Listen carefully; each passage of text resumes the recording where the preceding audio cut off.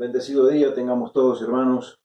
Esta es una oportunidad que Dios nos da de poder estar de esta manera unidos a través de este vínculo como es la tecnología, pero haciendo uso de esto que es el manual que Dios nos ha dado para enriquecer nuestras vidas, para sentirnos unidos unos a otros, para poder experimentar lo que es la riqueza de la obra de nuestro Señor Jesucristo aplicada en nuestras vidas. Yo les invito a que vayamos a la primera epístola, primera carta del apóstol Juan, capítulo 2, vamos a leer los primeros dos versículos. Dice de esta manera: hijitos míos, estas cosas les escribo para que no pequéis, y si alguno hubiere pecado, abogado tenemos para con el Padre, a Jesucristo el justo. Y Él es la propiciación por nuestros pecados, y no solamente por los nuestros, sino también por los de todo el mundo. Hermanos, el apóstol Juan menciona otra razón por la cual les está escribiendo. Él ya había mencionado dos razones anteriormente, las cuales las cita en los versículos 3 y 4 de su primer capítulo. Una de ellas dice para que disfruten de la comunión y la otra para que el gozo fuera cumplido. Pero ahora el apóstol nos agrega una tercera razón por la cual él está escribiendo. Y dice para que no pequen, para que no pequen. Ahora vemos curiosamente cómo estas tres razones concuerdan entre sí. ¿Por qué? Porque el pecado elimina el gozo y destruye la comunión. De manera que la advertencia de parte de Dios es para que no pequen. Esa es la voluntad de Dios. Ahora, fijémonos que Juan nos está mostrando la perfecta regla de Dios.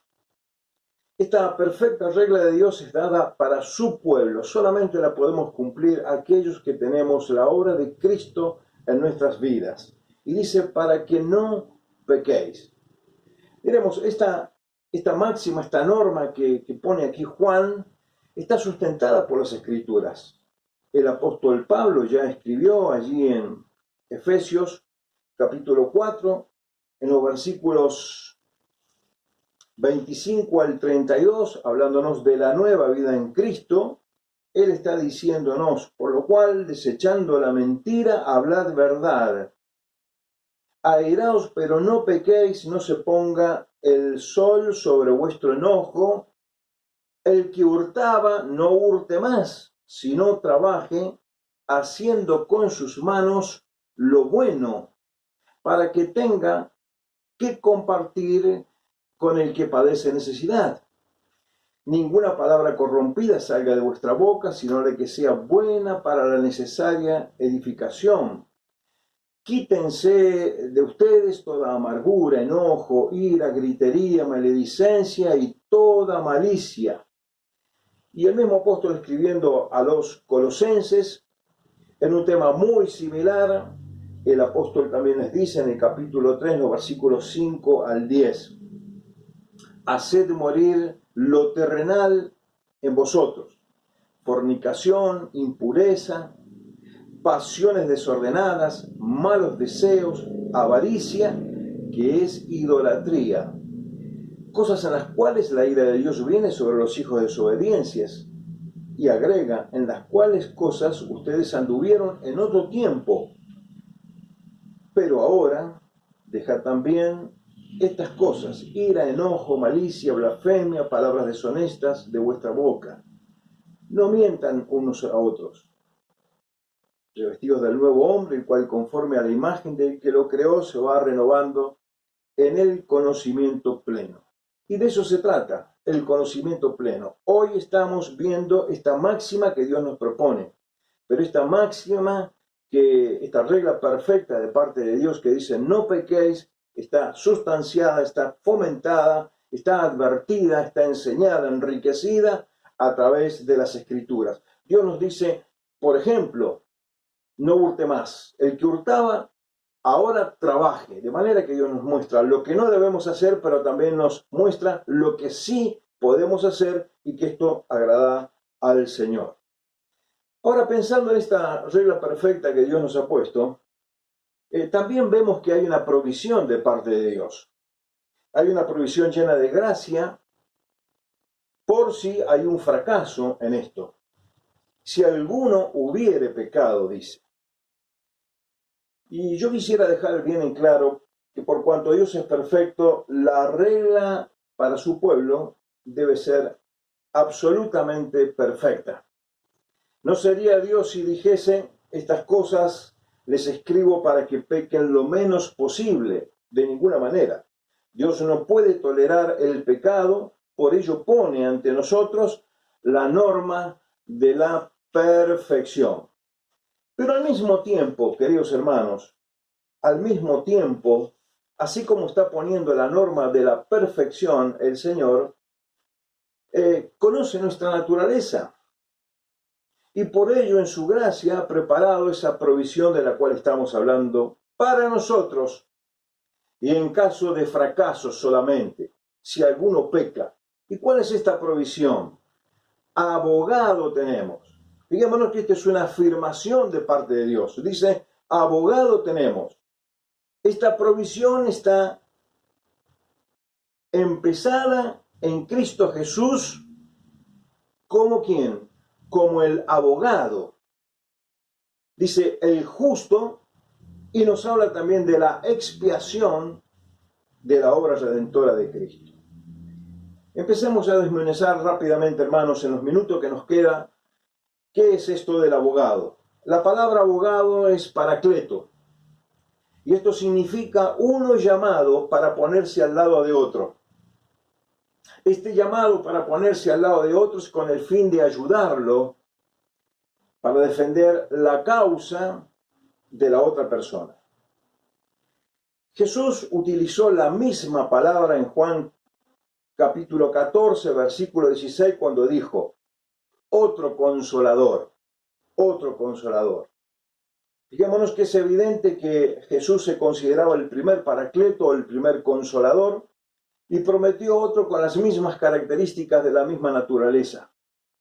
Y esto está perfectamente ensamblado y lo podemos analizar y nos damos cuenta como cuando el Señor Jesucristo estuvo con sus discípulos, Él fue el que les dio sustento, el que los animó, el que les enseñó, el que los reconfortó, el que hizo esa obra de la cual hoy el Espíritu Santo está haciendo en nuestras vidas. Por eso dijo el Señor Jesús, conviene que yo me vaya para que les envíe el otro consolador, el cual no solo estará con ustedes, sino que estará en ustedes. Ahora la pregunta que se nos sugiere a nosotros es, ¿por qué los creyentes necesitan un abogado? Yo les invito a que vayamos a leer a la lectura de un par de pasajes, unos versículos, y el primer pasaje lo vamos a llevar a Job, capítulo 1, versículos 9 al 11. Dice de esta manera la palabra, respondiendo Satanás, dijo, ¿acaso teme Job a Dios de balde? ¿No le ha acercado alrededor a él y a su casa y todo lo que tiene? Al trabajo de sus manos has dado bendición, por tanto, sus bienes han aumentado sobre la tierra. Pero extiende ahora tu mano y toca lo que tiene y verás si no blasfema como ti, contra ti, en tu misma presencia. Vamos a Apocalipsis, capítulo 12, allí en el versículo 10, en su segunda parte dice así las Escrituras. El acusador de nuestros hermanos, el que acusaba delante de nuestro Dios día y noche. Entonces la pregunta para nosotros es, ¿por qué los creyentes necesitamos un abogado? Porque tenemos un acusador constante en nuestra contra. Por eso, hermanos, quisiera que dejemos esta definición. La abogacía de nuestro Señor Jesucristo es un ministerio especial que Él lleva a cabo por los hijos de Dios solamente por la cuestión del pecado. Ahora, observemos nosotros que no dice si alguno confiesa sus pecados. No dice esto la palabra que estamos considerando nosotros. Dice, si alguno hubiere pecado. La abogacía de nuestro Señor Jesucristo no depende de nuestra confesión, sino de nuestro pecado. El pecado del creyente necesita de la abogacía de nuestro Señor Jesucristo. ¿Por qué, hermanos? Nuestro pecado puede ser algo secreto en la tierra, pero en el cielo es un escándalo abierto. Así que en gracia y sin solicitarlo el creyente que peca, Jesucristo el justo ruega por la causa de los creyentes. Ahora la segunda observación que encontramos nosotros dice, abogado tenemos para con el Padre. Fijémonos que no dice para con Dios. ¿Por qué? Porque Él sigue siendo nuestro Padre, incluso si nosotros pecamos. Esto nos recuerda la bendita verdad de que aunque el pecado en la vida del creyente quebranta la comunión, no quebranta la relación. Y esto nos tiene que quedar muy en claro. Una vez que el pecador ha sido justificado por Dios, se arrepintió de sus pecados, recibió a Cristo y es justificado por Dios, ha entrado en la familia de Dios y se ha relacionado con Dios como hijo. Como hijo. Ahora nuestra pregunta también, y en el caso de que este hijo que fue justificado, fue recibido en la familia de Dios, peca, ¿qué pasa? Primera cosa que dejamos bien en claro, no necesita otra justificación. Siendo hijo de Dios, necesita el perdón del Padre. Por eso dice, abogado tenemos para con el Padre. De manera que tenemos la seguridad del perdón por medio de Jesucristo, quien actúa como su abogado. Ahora, fijémonos bien que no es el perdón judicial lo que recibe el Padre o lo que necesitamos, sino el perdón paternal. Dice, abogado tenemos para con el Padre a Jesucristo el justo. La palabra justo sirve para explicar quién es el abogado, las características de este abogado del cual tenemos en defensa nuestra. Pablo en esta carta escribe o presenta varias veces el carácter de Cristo. Habla de la justicia, de la pureza y de ese carácter sin pecado de nuestro Señor Jesús. Dice, capítulo 2, versículo 29 de esta carta, si sabéis que Él es justo, sabed también que todo el que hace justicia es nacido de Él. Capítulo 3, versículo 3. Y todo aquel que tiene esta esperanza en Él se purifica a sí mismo, así como Él es puro. Y vemos en el versículo 5 de este mismo capítulo 3, si sabéis que Él apareció para quitar nuestros pecados y no hay pecado en Él. ¿Qué es lo que nos están comunicando estas escrituras? Esto nos está hablando que solamente por medio de un Salvador justo, puro y sin pecado, tenemos la esperanza del perdón y la limpieza de nuestras vidas.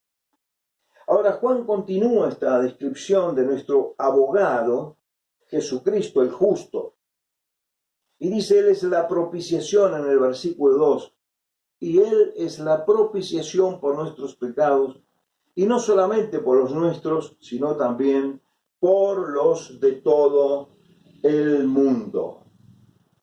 El cristiano no solamente tiene un abogado en Jesucristo, sino que Él es la expiación por los pecados nuestros y por los pecados de todo el mundo.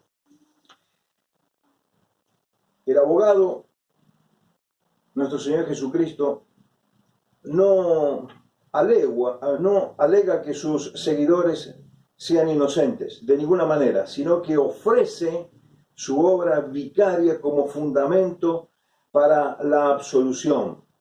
Y esto es propiciación. Él es la propiciación. Él es el que ofrece su obra vicaria y dice: Padre, yo pagué por todos los pecados de los hijos de la familia de la fe. De manera que Dios Padre puede mostrarnos misericordia, porque Cristo ha dado satisfacción a las demandas de la justicia. Fijémonos que no es frecuente que un abogado pague por los pecados de su defendido. Sin embargo, eso es lo que ha hecho nuestro Señor Jesucristo. Y lo más destacable de esta obra maravillosa, Él lo satisfizo por el sacrificio de sí mismo. Yo te invito a que vayamos a Hebreos capítulo 9, versículo 26. Nos está hablando el autor de los Hebreos del sacrificio de Cristo que quita el pecado totalmente. Y dice en su parte final: y se presentó una vez y para siempre por el sacrificio de sí mismo para quitar de en medio el pecado. Ahora, la porción que estamos tratando nos dice: y Él es la propiciación por nuestros pecados, y no solamente por los nuestros, sino también por los de todo el mundo. Esto es lo que añade la riqueza que Dios comparte no tan solo con el pueblo de Dios, sino que tiene una palabra de bendición y una palabra de esperanza para aquellos que no tienen a Cristo. Añade, sino también por los de todo el mundo. ¿Qué significa esto?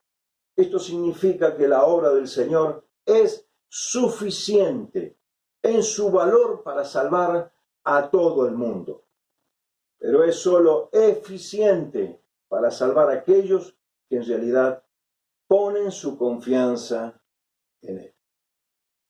Resumimos este tiempo del cual hemos estado considerando estos aspectos importantes de la obra del Señor Jesucristo que Él en este momento está realizando por los suyos allí en los cielos.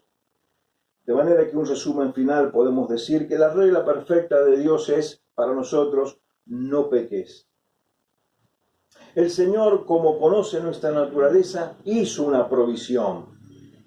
Si alguno peca, abogado tenemos. Ahora, ¿por qué los creyentes necesitamos ese abogado?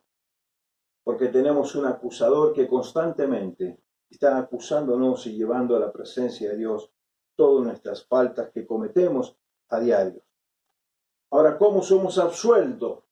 Somos absueltos porque Dios presenta a nuestro Señor Jesucristo el fundamento, la obra vicaria de Cristo realizada en la cruz del Calvario. Su obra, finalmente, tenemos que decir que es suficiente para salvar a todo el mundo, para todos aquellos que han puesto su confianza en Él. Pueblo de Dios, Dios nos bendiga. Que renovemos el gozo de saber que tenemos un Señor Jesucristo que sigue trabajando por nosotros, que fue a preparar lugar y que pronto viene a buscarnos. Pero que también hay una palabra de esperanza, hay una palabra de ánimo, de confianza para aquellos que no tienen la fe puesta en el Señor Jesús. El Señor Jesucristo, en su obra, ha hecho provisión también para ustedes. Pongan la confianza en Él, arrepiéntanse de sus pecados y Dios les dará la bendición de ser llamados hijos de Dios. Dios nos bendiga y será hasta un próximo encuentro.